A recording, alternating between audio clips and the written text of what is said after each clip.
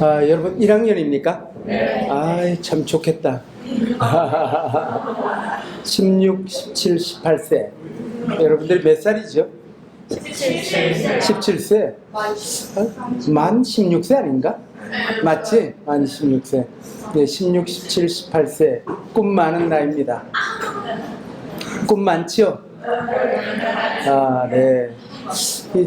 우리 학교에는 꿈 없는 학생이라는 건 없어요, 우리 학교는. 그런데 언젠가 내가 KBS 특집 프로그램을 내가 본 적이 있는데, 그게 아마 우리나라의 중등교육의 현실을 한번 취재한 것인 것 같아요. 선생님이 학생들에게 A4 용지를 이렇게 나눠주더라고.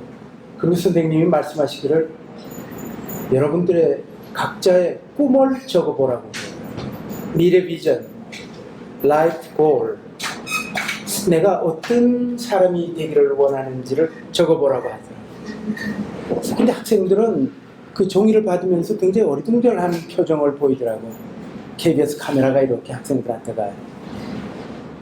그리고 한 15분 뒤에 선생님이 그 종이를 걷었는데 상당수의 학생이 꿈 없음 이렇게 적었더라고요.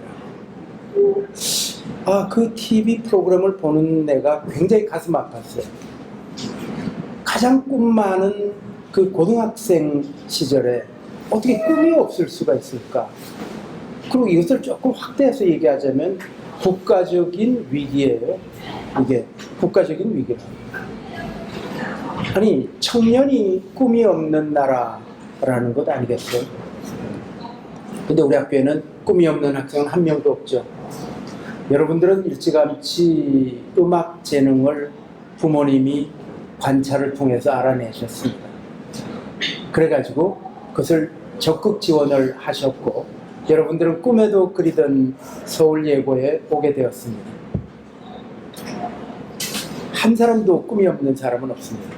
근데 꿈은 미래이니까 미래 꿈을 향해서 현재 힘든 이 과정, 끊임없는 반복 훈련, 이런 것을 해야 되니까 여러분들 굉장히 힘든 것 같아. 그런데 그렇게 미래를 위해서 고통스러운 현재를 보내야 됩니까? 아니죠? 그러면 안 돼. 현재가 즐거워요. 현재가 즐거워야 여러분들이 예술가도 되고 그 다음에 대가로 성장할 수가 있어요. 서양 속담에 play while you play, work while you work, 이런 말이 있죠. 일할 때 일하고 놀 때 놀아라, 이렇게 돼 있죠. 근데 이거는요, 사실은요 20세기 산업시대의 논리입니다. 교장 선생님은 서울대학교 미술대학 교수 생활을 36년 했어요. 네. 그리고 서울대학교 미술대학의 학장이었고, 그런데 우리 서울예고의 교장으로 오기 전에 어느 대학의 총장이었어요. 그런데 그 총장으로 부임할 때 그 대학의 슬로건을 플레이라고 했거든. 놀자, 놀다 했어요. 그래서 많은 오해도 받았어요. 저 새로 오신 총장께서 학교를 완전히 놀자판으로 만드는 건가? 이렇게 오해를 받았는데, 그것은 이런 겁니다. Play while you play, work while you work은 샐러리맨이 있다고 칩시다. 그 사람은 월화수목금 아주 힘든 일을 하는데, 그 힘든 일을 하는 이유는 토요일, 일요일에 자식들과 함께, 아이들과 함께 에버랜드에 가서 놀기 위해서. 그렇다면 그 이틀 놀기 위해서 닷새를 고통스럽게 지내야 된다는 얘기 아니에요? 그럼 그 기업이 제대로 되겠어요? 고통 속에서 일을 하는데? 안 되지. 그래서 21세기를 살아가는 여러분들은 어떻게 해야 되느냐면 work while you play, play while you work이에요. 놀듯이 일하고 일하듯이 노는 거야. 알겠죠? 그러면은 지금 미래 꿈을 위해서 살아가는 여러분들이 현재가 그렇게 힘들고 고통스럽지 않을 거예요. 현재가 즐거워야지. 응? 즐거워야 즐겨야지. 그지? 그런 얘기를 하고 싶었어요. 그런데 그러려면 지금 왜 고통스러울까? 왜 여러분들은 잘까? 난 그게 때문에 늘 의문이었어. 왜 자는가, 우리 학생들은. 그래서 선생님들한테 물어보기도 했는데 선생님들도 뾰족한 답을 주신 분이 없었고, 내가 그래서 교보문고에 가갖고 학생들은 왜 자는가? 라는 책이 없을까 봤더니 있어. 그래서 내가 그 책 하나 사가지고 와서 읽고 있어. 성장 호르몬 때문이기도 하고 뭐 여러 복합적인 요인이 작용하더라고. 그리고 여러분들은 또 뭐 학교 수업도 힘든데 학교 수업 끝나면 또 나가서 방과후가 아니고 뭐야, 레슨 또 해야 되고 하니까 얘들이 잠재의식적으로 늘 절전 모드로 살아야 된다고 생각하는 것 같아. 자둬야 된다고 생각하는 것 같은 것도 있어. 어쨌거나 저기 뒤에 보면은 나와의 약속이 있습니다. 여러분들 저 책자도 받았지? 조그만한 거. 교장 선생님이 교장으로 부임하면서 만들어낸 강령에 저게 저 10개 강령을 목사님께서 강의를 하면 좋겠다고 해가지고 교장 선생님이 5분짜리 강의를 했어요. 여러분들이 5분 이상을 못 견딘대. 그래갖고 5분짜리 강의를 10개를 해놨습니다. 여러분들 그거 안 들었지? 그거 전부 우리 홈페이지에 다 있습니다. 유튜브에도 있습니다. 유튜브에 나와의 약속 서울예고 이렇게 치면 다 10개가 다 나오고, 뭐 나와의 약속 번영걸 이렇게 쳐도 다 나옵니다. 내가 이 자리에서 단언을 하는데 저 10개 슬로건에 대한 교장 선생님의 5분 강의, 이것을 전부 다 들으면은, 듣고 되새기면은 여러분들은 엄청난 사람이 됩니다. 전혀 다른 존재로 옮겨갑니다. 확신합니다. 그런데 안 듣는 거죠. 안 봐요. 안 듣는. 잔다는 것은 귀를 닫고 눈을 감겠다는 거죠. 안 듣겠다. 그러면 이 세상 모든 게, 이 수업도 meaningless, valueless, useless, 전부 무가치 모임이 이렇게 끝나지. 그래서 왜 이렇게 자나, 자꾸 자기 동기로 살지 않아서 그런가. 여러분들 분명히 나는 나다입니까? 나는 나다로 살아가고 있습니까, 여러분들? 내가 볼 때는 그렇지 않은 것 같아요. 어떨 때는 나가 아니고 나는 엄마로 살아간다. 나는 뭐 선생님으로 살아간다. 나는 레슨 선생님으로 살아간다. 온갖 사회적 압력이 있는데 그 압력 속에서 자기를 잃어버리고 질질 끌려가는 거죠. 나는 내가 아닌 거지. 내가 주체가 아니고 객체인 거지. 이렇게 끌려가는 이런 삶을 살고. 그러니까 더 피곤하고 더 등교 때 보면은 어깨가 축 처져 있어. 근데 지난번에 찬양제 때 보니까 여러분들 그렇게 신나대. 우리 아이들이 이렇게 신명이 있고 흥이 있는데 왜 등굣길 이렇게 보면 축 처져 있냐. 그 외면과 내면이 어떻게 이렇게 다른가, 이런 생각을 했어요. 하여튼 나는 납니다. 타인지향적으로는 절대 예술가로 가지 못합니다. 자기로 존재해야 됩니다. 남의 인정 없이 나로 존재해야 돼요. 나로 존재하는 사람은 당당합니다. 물론 여러분들 뭐 콩쿠르에 나가서 상 타는 게 그냥 목표지. 응? 상 탄 놈은 좋겠지만 떨어진 아이는 아주 낙심하고 그렇겠지. 그런 것에 너무 연연하지 말고 남의 인정으로 내가 존재하는 게 아니고 내가 나로 그냥 존재해 보세요. 응? 그게 굉장히 중요합니다. 예술은 특별한 것입니까? 예술 특별한 거죠. 예술 이상하지 않아요, 여러분?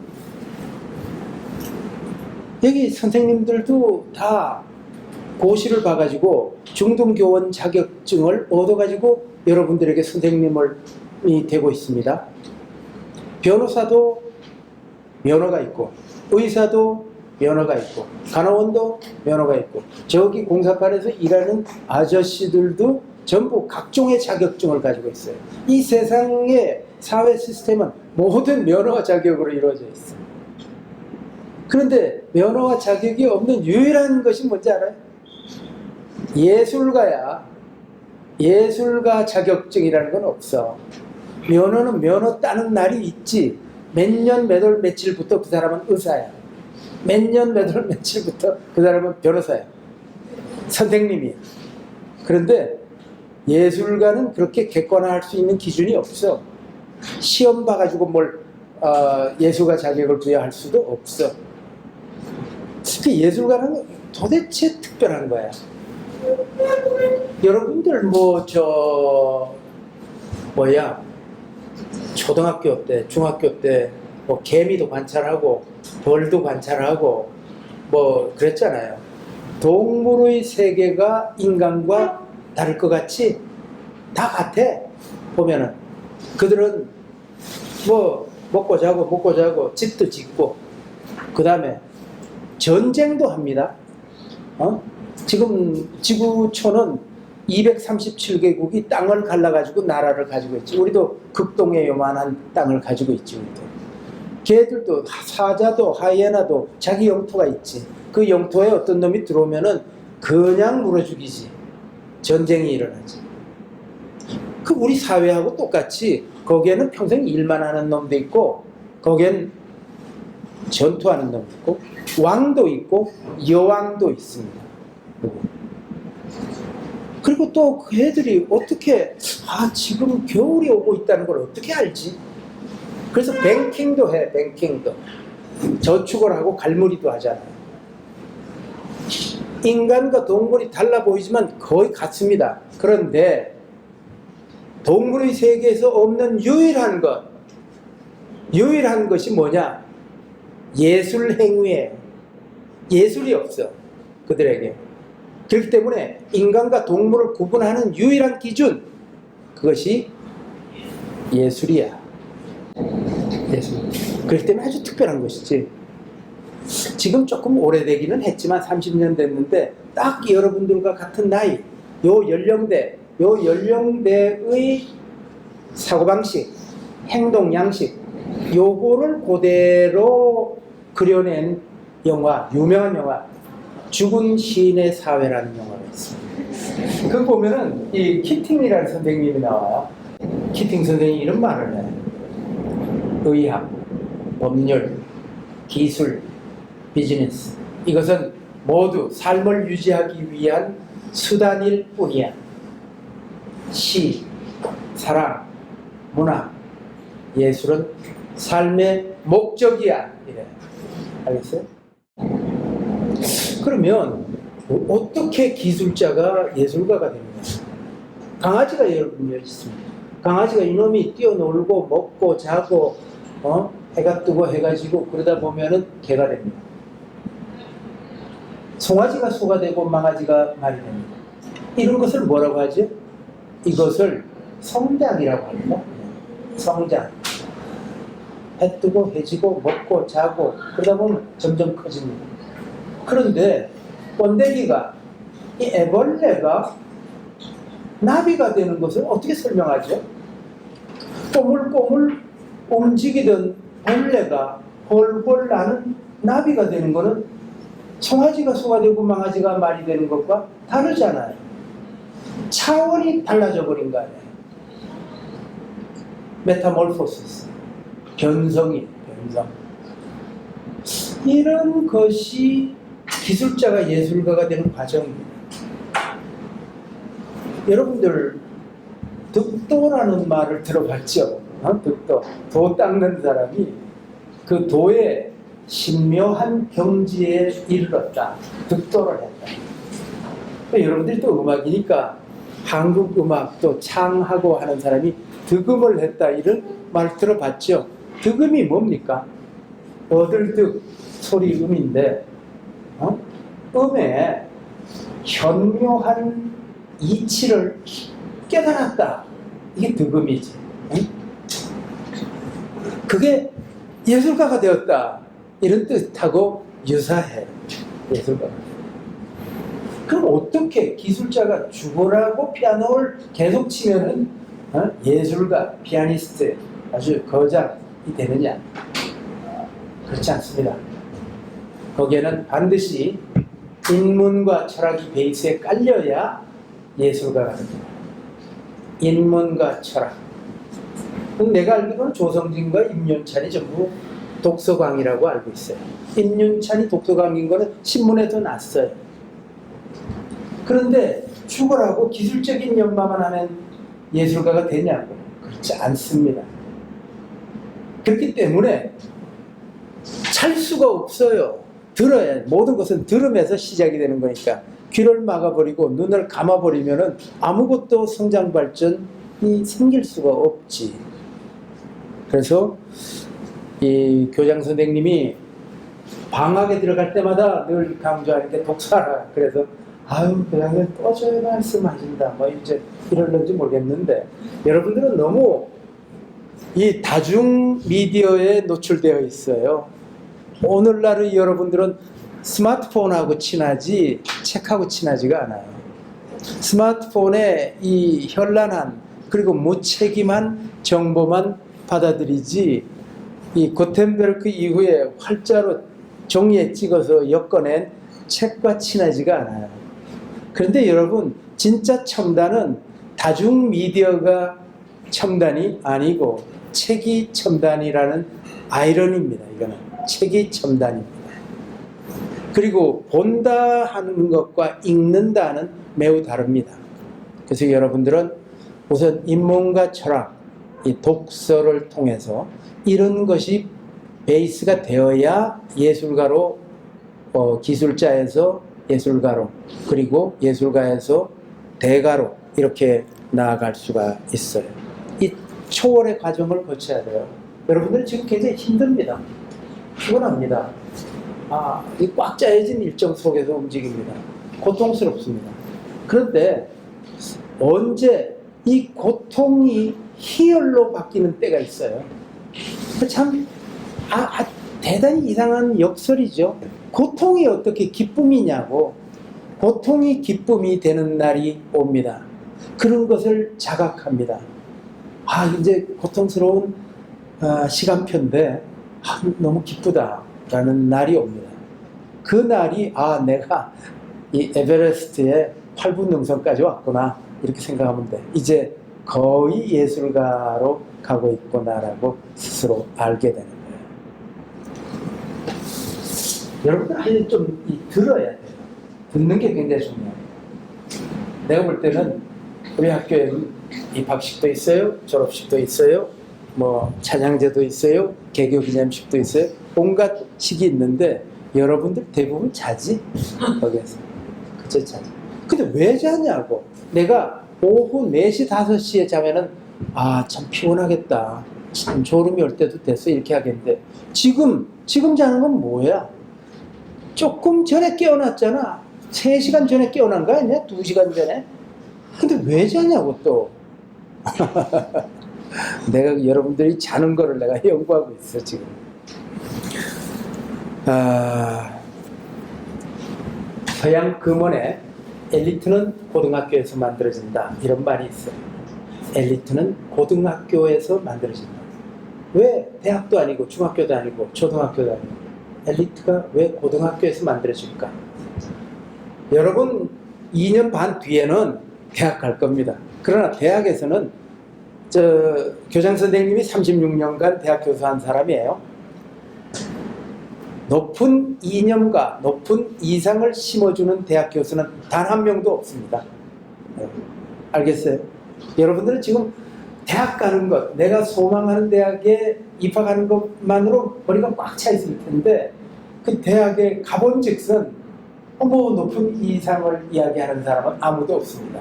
이미 뺀질뺀질하게 돼가지고 대학에 들어가서 그냥 그러면은 이 대학이 큰데 배울 학, 이 큰 배움터라는 것인데 큰 배움터가 사실은 아닙니다. 대학은 소학입니다. 진짜 대학은 초등학교입니다. 초등학교 여러분들이 학생일 때에 교장 선생님이 아이들 다 모아놓고 조회를 하는데 여러분들 중에는 정치가가 되는 사람도 있고 기업 경영인이 되는 사람도 있고 의사가 되는 사람도 있고 간호원이 되는 사람도 있고 군인이 되는 사람도 있고 기술공학자가 되는 사람도 있고 예술가가 되는 사람도 있을 텐데 어느 영역으로 나가든지 간에 그 이전에 먼저 인간이 되어야 한다. 딱 이렇게 교장 선생님이 이야기합니다. 평범한 얘기 같죠? 그저 맨날 교장 선생님이 저런 말씀 하시는 사람으로 생각하죠? 그게 교육의 얼티메이트 골입니다. 그게 궁극의 목적이에요. 첫째는 선량한 민주시민을 만드는 것이 첫째 목표입니다. 둘째 목표가 훌륭한 음악가를 만드는 겁니다. 알겠어요? 대학은 그래서 대학인 거예요. 아세요? 그래서 그러면은 이 높은 이상을 초등학교, 중학교에서 심어주는데 엘리트가 거기서 만들어지는 거 아닙니까? 그런데 초등학생하고 중학생은 담을 수 있는 그릇이 너무 허약해, 작아. 그렇기 때문에 고등학교에서 엘리트가 만들어진다고 합니다. 대학 가면은 도구적 지식만 가르쳐요. 사회에 필요한 인력이 되게 하기 위한 도구적 지식을 가르치는 곳이 대학이에요. 그리고 대학은 여러분들이 대학 이후의 삶은 여러분들은 변하지 않습니다. 13, 14, 15세가 중학이죠. 13, 14, 15세에서 그때의 사고방식, 행동양식, 그리고 그때의 사이콜로지, 그때의 행태, 이런 것에 맞춰서 만들어낸 영화는 빨강머리 앤이라는 게 있어요. 빨강머리. 그것도 보면은 중학생 이해하기 위해서는 빨강머리 앤이라는 영화를 봐야 돼요. 드라마를 봐야 돼요. 그리고 고등학생을 이해하기 위해서 보려면 죽은 시인의 사례를 봐야 돼요. 이게. 그런데 13, 14, 15세 중학교 때의 인격이 형성됩니다. 형성됩니다. 그 다음에 16, 17, 18세 고등학교 때 인격이 완성됩니다. 여러분 2년 반밖에 안 남았어요. 인격이 완성됩니다. 그 다음에 대학 가서는 고등학교 때 완성된 인격으로 죽을 때까지 살아갑니다. 여러분들이 그러니까 지금 얼마나 의미심장한 터널을 지나고 있는지 이 시기가 어떠한 의미를 갖는 것인지를 알아야 돼요. 그런 생각 별로 안 하고 매일매일 힘든 이 훈련을 받고 있지 여러분들. 교장 선생님은 70이 넘은 노인이야. 그런데 내가 고등학교 동기동창들과 100명이 넘어요. 단체 톡이 있습니다. 단체 카카오톡이 있는데 허구한 날 고등학교 시절의 이야기를 합니다. 아무개 선생님이 어떤 말씀을 하실지, 그리고 뭐 우리끼리 재밌는 얘기하고 아무개 선생님은 어떤 행동을 보이셨지, 교정에서는 어떠한 일이 일어났지, 동시대의 사회 풍토는 어떠한 것인지, 맨날 이걸로 한도 끝도 없어요. 이런 것으로 단톡을 하고 있어요. 여러분들 대학 가는 게 아주 목표죠. 근데 대학 가서 또 새로운 친구들을 만날 겁니다. 만나는데 대학 동창 단톡은 거의 없습니다. 알겠어요? 대학에 큰 기대를 지금 소망을 가지고 있는데 없습니다. 그게요. 그리고 그때는 독립된 인격으로 그냥 이렇게 살아가는 겁니다. 이제 평생을 완성된, 이 고등학교 때 완성된 인격으로 살아갑니다. 그럼 뭐냐면은 교장 선생님이 그 고등학교 동창 단톡을 보면요, 고등학교 시절에 우리가 다 알잖아요. 서로 간에 기억이 있잖아. 누구는 어떠했다는 게. 하나도 노인이 될 때까지 달라진 게 없어요. 그대로요. 알겠어? 그래서 인격은 이때 완성되고 그냥 중때까지 가는 거야. 그런 거야. 그래서 여러분들은 계속 귀를 열고 눈을 열고 스폰지처럼 모든 지식과 경험을 매일매일 빨아들여야 돼요. 그리고 속에서 되새김해야 돼요. 경청을 해야 돼요.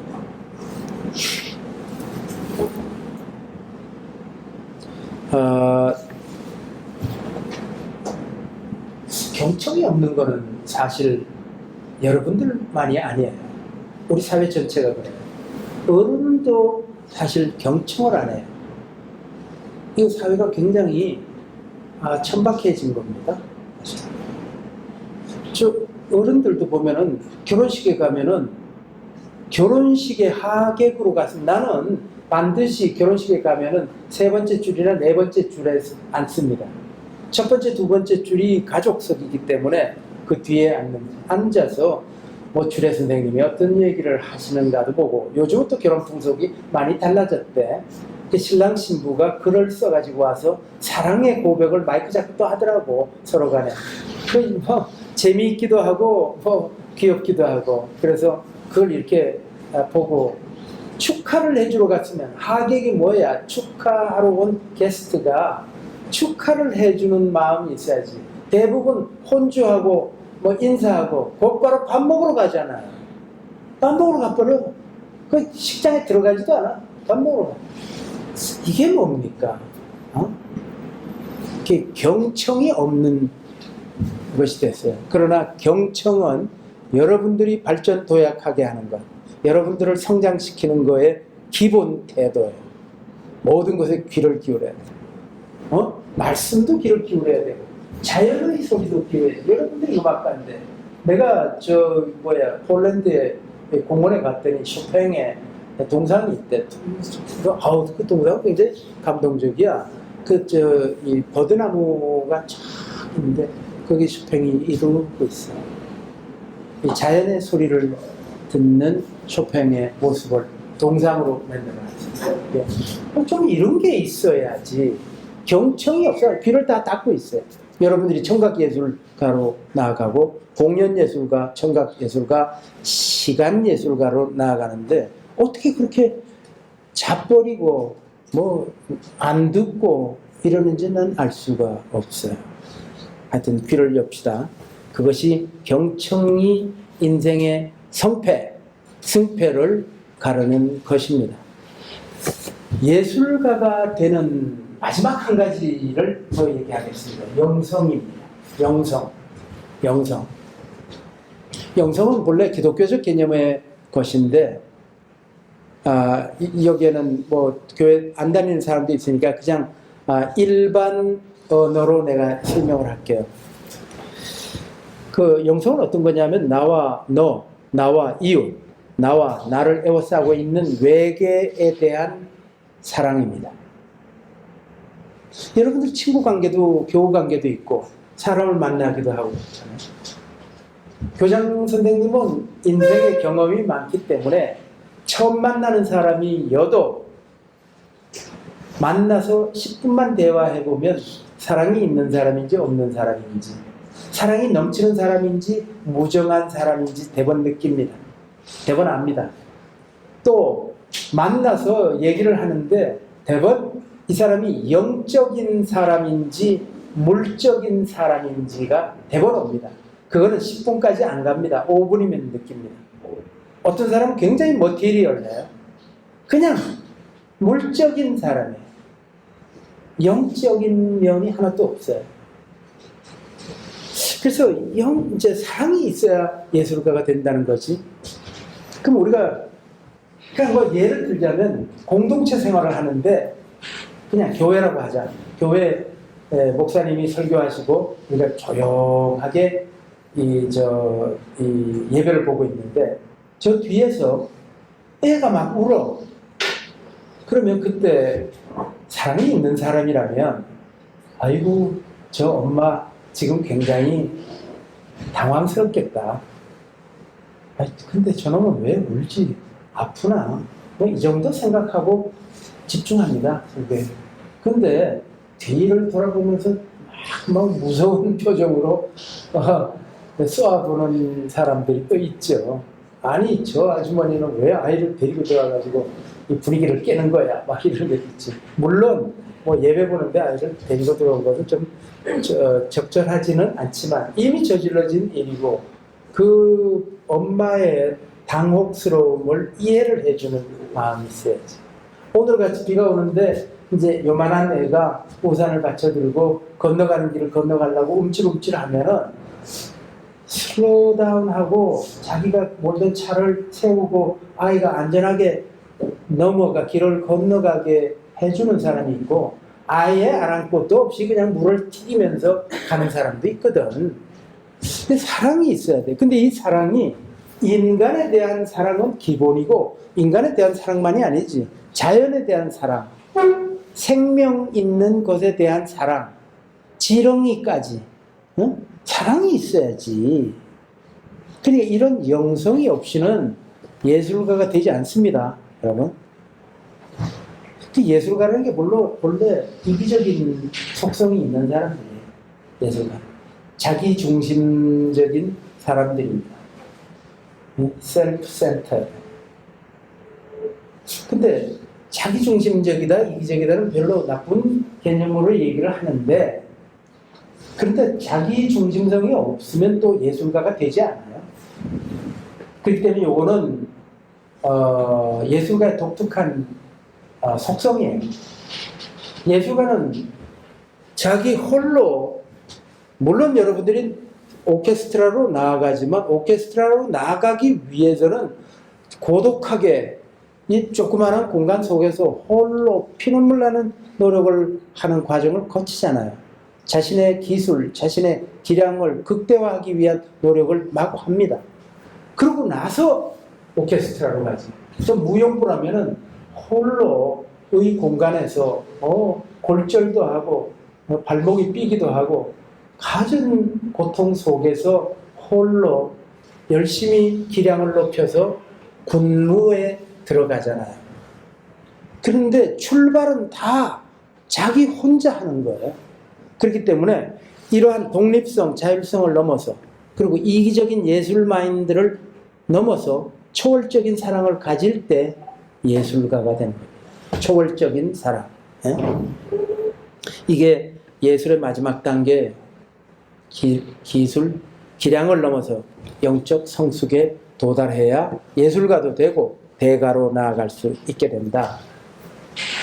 우리가 뭐 예술가를 자유로운 영혼이다 이런 말을 표현을 하는데 자유로운 영혼이다 이걸 뭐 잘못 이해를 해가지고 뭐 개차반으로 행동하고 무규범적으로 막 놀아나는 거를 자유로운 영혼이다 이렇게 하는데 그게 아니고 진정한 자유를 얻어야 예술가가 되죠.